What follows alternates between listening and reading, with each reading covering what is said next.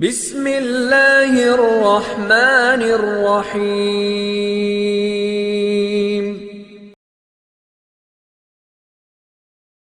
تمام سامعین اور ناظرین کو میری طرف سے السلام علیکم۔ ناظرین، آج کی معلومات امیر معاویہ کے متعلق ہیں۔ امیر معاویہ کا پورا نام معاویہ بن ابو سفیان ہے۔ ان کی پیدائش 603 عیسوی کو مکہ میں ہوئی اور ان کی وفات اپریل 680 عیسوی میں مدینہ منورہ میں ہوئی۔ ناظرین، امیر معاویہ خلافت امیہ کے بانی تھے اور 661 عیسوی سے اپنی وفات 680 عیسوی تک خلیفہ رہے۔ وہ حضرت محمد صلی اللہ علیہ وآلہ وسلم کے 30 سال بعد خلیفہ بنے۔ ان سے قبل خلفائے راشدین اور حسن ابن علی خلیفہ رہے۔ اگرچہ ان کے دور میں انفاذ و تقویٰ کو دور خلفائے راشدین کے مقابلے میں کمتر سمجھا جاتا ہے، لیکن نمو پذیر اسلام میں امیر معاویہ پہلے مسلمان خلیفہ ہیں جن کا نام سرکاری دستاویزات، سکوں اور کتبوں پر کندہ ہوا۔ امیر معاویہ کاتبین وحی میں سے تھے۔ ناظرین، اب ایک نظر ڈالتے ہیں امیر معاویہ کی ابتدائی زندگی کے حالات پر۔ امیر معاویہ ابو سفیان بن حرب کے بیٹے تھے۔ ان کی والدہ کا نام ہندہ تھا، جنہوں نے غزوہ احد میں نبی کریم صلی اللہ علیہ وآلہ وسلم کے چچا حمزہ کا کلیجہ چبایا تھا۔ ظہور اسلام سے قبل ابو سفیان کا شمار روسائے عرب میں ہوتا تھا، جبکہ ابو سفیان اسلام کے بڑے دشمنوں میں شمار ہوتے تھے۔ فتح مکہ کے بعد جب نبی کریم صلی اللہ علیہ وآلہ وسلم نے عام معافی کا اعلان کیا تو ابو سفیان، ہندہ اور ان کے تمام خاندان نے اسلام قبول کر لیا۔ امیر معاویہ بھی ان میں شامل تھے۔ ہجرت مدینہ سے تقریباً 15 برس قبل مکہ میں آپ کی پیدائش ہوئی۔ اظہار نبوت کے وقت آپ کی عمر کوئی 4 برس کے قریب تھی۔ امیر معاویہ جب اسلام لائے تو زندگی کے 25ویں برس میں تھے۔ فتح مکہ کے بعد نبی کریم صلی اللہ علیہ وآلہ وسلم نے ان لوگوں کے تالیف قلب کے لیے ابو سفیان کے گھر کو بیت الامن قرار دیا، یعنی جو شخص ان کے گھر چلا جائے وہ مامون ہے، اور ان کے بیٹے معاویہ کو کاتب مقرر کیا۔ اس کے علاوہ بیرون ملک سے آئے ہوئے لوگوں اور ملاقاتیوں کی مہمان نوازی اور دیکھ بھال کا کام بھی ان کے سپرد کیا۔ یہ دور نبی کریم صلی اللہ علیہ وآلہ وسلم کی زندگی کا آخری حصہ تھا، اس لیے امیر معاویہ زیادہ عرصہ آستانہ نبوت سے منسلک نہ رہ سکے۔ ناظرین، حضرت ابو بکر صدیق نے آپ کے بھائی یزید بن ابو سفیان کو شام کے محاذ پر بھیجا تو امیر معاویہ بھی ان کے ہمراہ تھے۔ عہد فاروقی میں یزید کی وفات کے بعد آپ کو ان کی جگہ دمشق کا حاکم مقرر کیا گیا۔ رومیوں کے خلاف جنگوں میں سے کیساریہ کی جنگ آپ کی قیادت میں لڑی گئی، جس میں 80,000 رومی قتل ہوئے۔ حضرت عثمان غنی نے آپ کو دمشق، اردن اور فلسطین تینوں صوبوں کا ولی مقرر کیا اور اس پورے علاقے کو شام کا نام دیا گیا۔ ولی شام کی حیثیت سے آپ کا بڑا کارنامہ اسلامی بحری بیڑے کی تشکیل اور قبرص کی فتح ہے۔ حضرت عثمان غنی آپ پر بہت اعتماد کرتے تھے اور آپ کا شمار عرب کے 4 نامور مدبرین میں ہوتا تھا۔ ناظرین، امیر معاویہ نے خوارج سے مقابلہ کیا۔ مصر، کوفہ، مکہ اور مدینہ میں باصلاحیت افراد کو عامل و گورنر مقرر کیا۔ مصر میں عمرو بن العاص کو حاکم بنایا، پھر ان کے انتقال کے بعد ان کے بیٹے عبداللہ بن عمرو بن العاص کو حاکم بنایا۔ ان کے دور حکومت میں سجستان، سوڈان، افریقہ، طرابلس، الجزائر اور سندھ کے بعض حصے فتح ہوئے۔ ان کا دور حکومت ایک کامیاب دور تھا۔ ان کے زمانے میں کوئی علاقہ سلطنت اسلامیہ سے خارج نہ ہوا، بلکہ اسلامی سلطنت کا رقبہ وسیع تر ہوتا چلا گیا۔ ناظرین، حضرت عثمان کے اندوہناک واقعہ شہادت کے بعد حضرت علی کے ہاتھ پر بیعت ہوئی۔ امیر معاویہ نے حضرت علی سے یہ مطالبہ کیا کہ آپ پہلے قاتلان عثمان سے قصاص لیں۔ حضرت علی نے جواب میں فرمایا کہ ابھی ہر طرف سوزش اور ہنگامہ ہے، یہ فروغ ہو جائے، اس کے بعد قصاص لیں گے۔ اس دوران سبائیوں نے سازشیں شروع کی اور انہیں ایک دوسرے سے بدظن کرتے رہے، انہیں جھوٹی سچی باتیں کہہ کر ورگلاتے رہے، یہاں تک کہ ان سبائیوں نے دونوں میں جنگ کرا دی۔ جنگ صفین کے بعد آپ کی خلافت کا اعلان کر دیا گیا۔ یہ اعلان دھوکہ دہی سے کیا گیا۔ اس طرح اسلامی مملکت دو حصوں میں بٹ گئی۔ ناظرین، حضرت علی کو اپنے دور خلافت میں خوارج کا مقابلہ کرنا پڑا۔ حضرت علی کی شہادت کے بعد اہل کوفہ نے حضرت امام حسن کی بیعت کر لی، لیکن آپ کے اعلان خلافت کے فوراً بعد امیر معاویہ نے عراق پر فوج کشی کر دی۔ کوفی قابل اعتماد نہ تھے، اس کے علاوہ حضرت امام حسن کی پوزیشن بھی مستحکم نہ تھی، اس لیے آپ نے بہتر یہی سمجھا کہ امت مسلمہ کو مزید خون ریزی سے بچانے کے لیے حکومت سے دستبردار ہو جائیں۔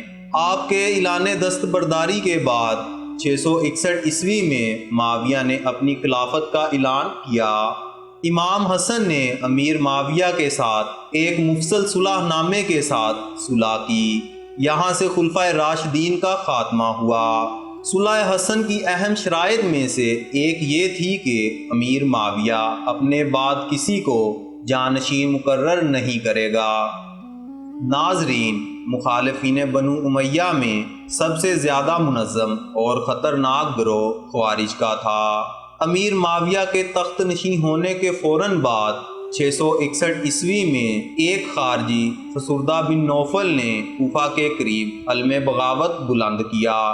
سرکاری افواج ان کے عزم و ہمت کا مقابلہ نہ کر سکیں اور شکست کھانے پر مجبور ہوئیں۔ امیر معاویہ نے اس بغاوت کے لیے اہل کوفہ کو ذمہ دار سمجھتے ہوئے انہیں دھمکی دی کہ اگر انہوں نے فسردہ کو گرفتار کر کے حکومت کے سپرد نہ کیا تو انہیں اس کا خمیازہ بھگتنا پڑے گا۔ اس دھمکی کے نتیجے میں کوفیوں نے فسردہ کو گرفتار کرا دیا، لیکن خوارج نے اس کے باوجود عبداللہ بن ابی حواسہ کی زیر سرکردگی اپنی جد و جہد کو بدستور جاری رکھا۔ ناظرین، امیر معاویہ نے کوفہ میں خوارج کی سرگرمیوں کے تدارک کے لیے اب مغیرہ بن شیبہ کو مقرر کیا۔ مغیرہ مسلسل 1 برس تک ان کے خلاف برسر پیکار رہے۔ اس دوران میں خوارج نے عید کے دن عین حالت نماز میں اچانک حملہ کرنے کی سازش کی، لیکن بر وقت علم ہو جانے کی وجہ سے مغیرہ نے ان کے عزم کو ناکام بنایا۔ مغیرہ کی زبردست کوششوں کے نتیجے میں خوارج کو دوبارہ سر اٹھانے کی ہمت نہ ہوئی اور ان کے رہنما مارے گئے۔ کوفہ کے بعد خوارج کا دوسرا مرکز بصرہ تھا۔ بصرہ کے خوارج کی سرکوبی کے لیے زیاد بن ابیہ کو بصرہ کی ولایت دی گئی۔ زیاد نے اہل بصرہ کے جذبہ خود سری کو کچل دیا۔ اس کی سخت گیری اور تشدد کی بدولت تمام عراق میں امن و امان قائم ہوا۔ مغیرہ کی وفات کے بعد کوفہ کی ولایت بھی اس کے سپرد کر دی گئی۔ ناظرین، اب ایک نظر حجر بن عدی اور ان کے ساتھیوں کے قتل پر۔ ناظرین، حضرت حجر بن عدی حضرت علی کے فدائیوں میں سے تھے۔ جب امیر معاویہ نے اپنے عہد اقتدار میں قاتلان عثمان پر سب و شکم کی بنیاد رکھی اور تمام صوبوں کے ولیوں اور اعمال حکومت کو حکم دیا کہ وہ بھی جمعے کے خطبے میں قاتلان عثمان کو برسر منبر برا بھلا کہیں، امیر معاویہ نے حضرت علی کو سربر منبر برا بھلا کہنے کا حکم دیا۔ اس بنا پر حجر بن عدی نے امیر معاویہ اور ان کے ساتھیوں کو برا بھلا کہنا شروع کر دیا۔ زیاد نے کوفہ کی حکمرانی کے زمانے میں حجر بن عدی اور ان کے چند ساتھیوں کو قتل کرا دیا۔ حجر بن عدی بڑے مرتبے کے صحابی تھے۔ آپ کے قتل نے دنیا اسلام پر بہت برا اثر چھوڑا۔ حضرت علی کو برا بھلا کہنے کی روایت حضرت عمر بن عبدالعزیز نے ختم کروائی۔ 661 عیسوی میں بلخ، بخارا، ہرات اور بادغیس کے حکمرانوں نے اموی اقتدار کے خلاف بغاوت کر دی۔ امیر معاویہ نے قیس بن حسیم کو خراسان کا ولی مقرر کیا۔ عبداللہ بن ابی حازم اور قیس نے مل کر ان علاقوں پر لشکر کشی کی اور انہیں اطاعت قبول کرنے پر مجبور کیا۔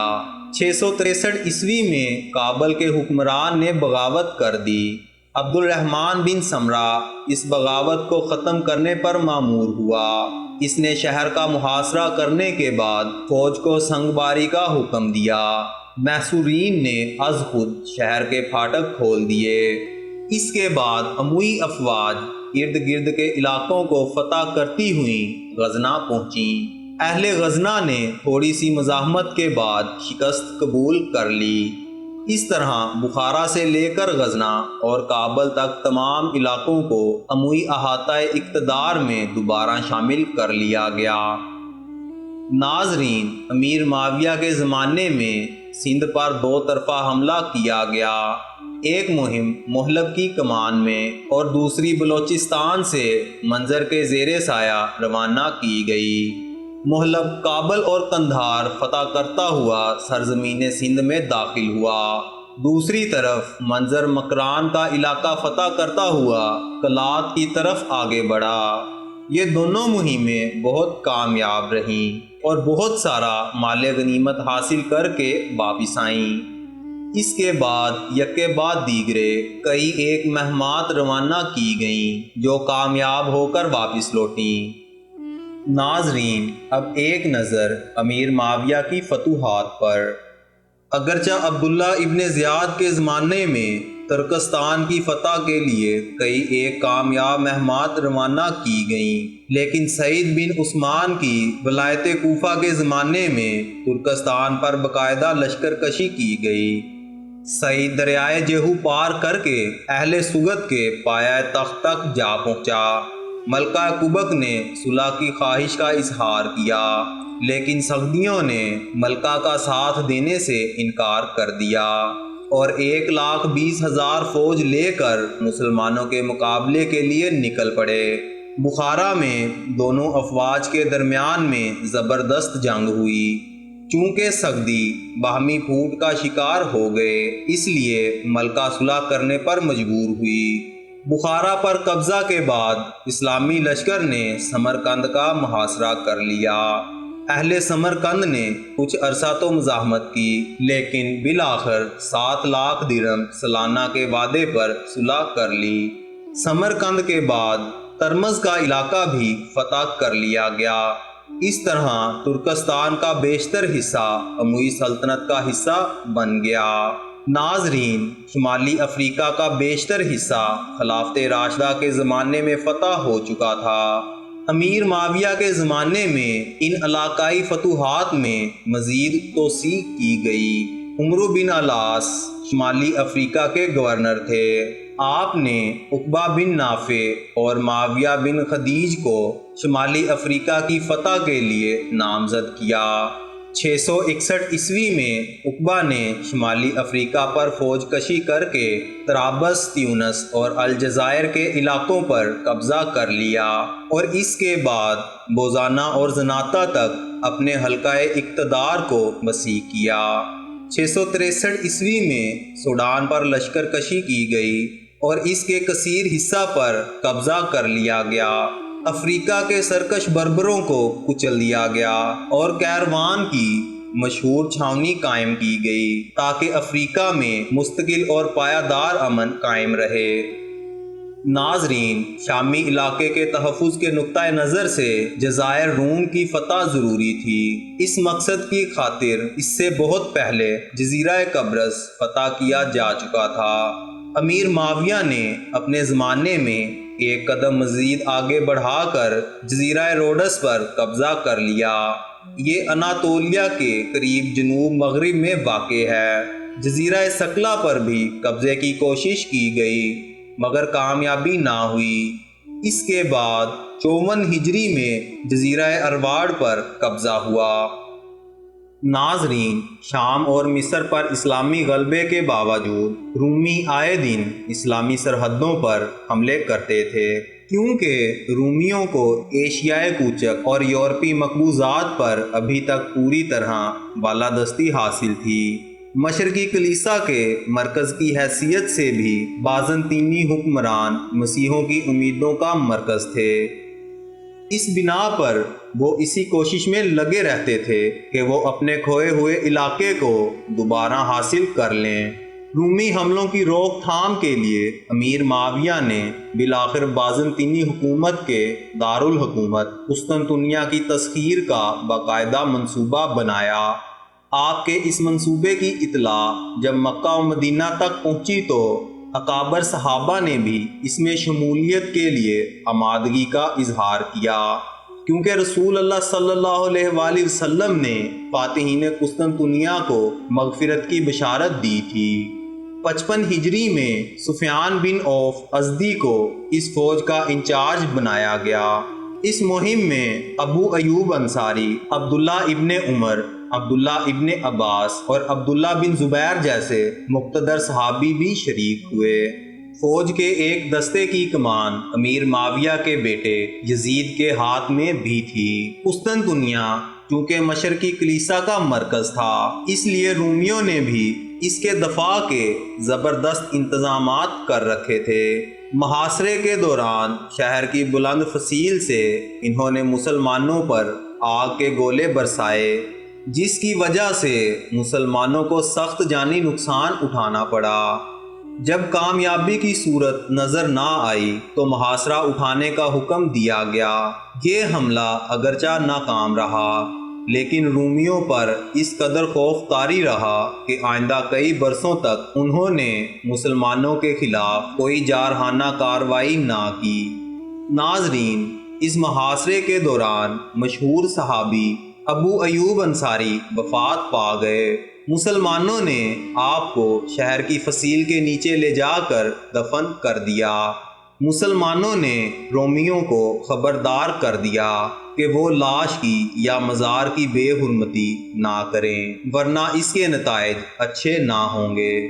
لیکن آہستہ آہستہ خود رومی ان کا احترام کرنے لگے۔ عثمانی ترکوں کے زمانے میں آپ کے مزار پر مقبرہ بنوایا گیا اور مسجد تعمیر کی گئی جو جامعہ ایوبیہ کہلائی۔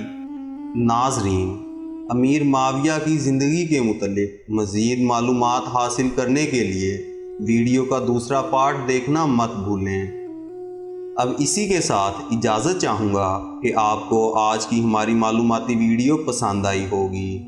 انشاءاللہ ملتے ہیں بہت جلد ایک نئی معلوماتی ویڈیو کے ساتھ۔ اللہ آپ کا حامی و ناصر۔